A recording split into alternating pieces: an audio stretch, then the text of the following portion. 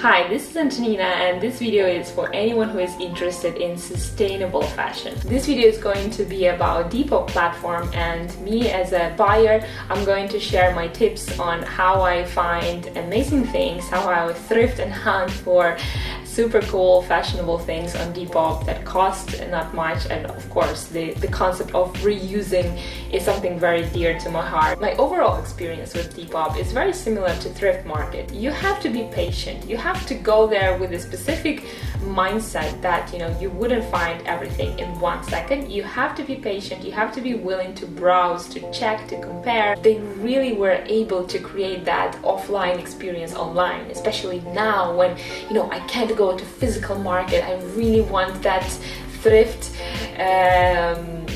adventure that I used to do, going to charity shops, to secondhand shops. I don't have this now, and Depop gives me this satisfaction.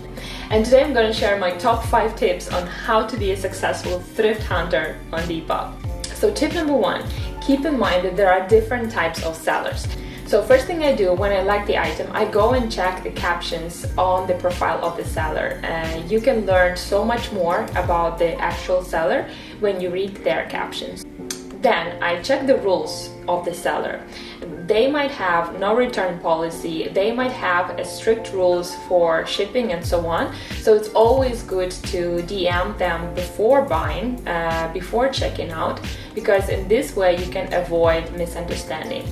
I always check the reviews of the seller just to understand how much I can trust this seller. Tip number 2.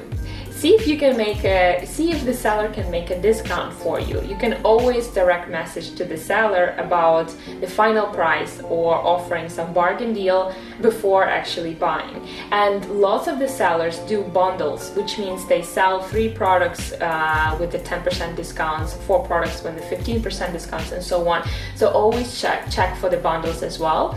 What I do, I offer my price. I'm saying, look, I can buy this item now, but this is my maximum budget that I can pay, and most of the time it works. And I've heard that a lot of people do that middle month because it's still a way to go to the payday, and sellers are willing to give better prices when it's middle of the month rather than straight after payday and at the end of the month. So just a little trick there.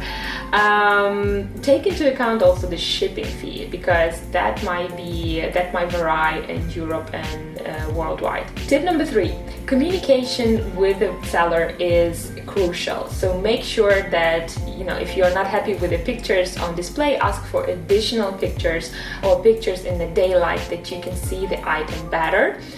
Or if you're not sure about what's the actual color, ask for more description, more pictures, and more details about that product and colors and so on.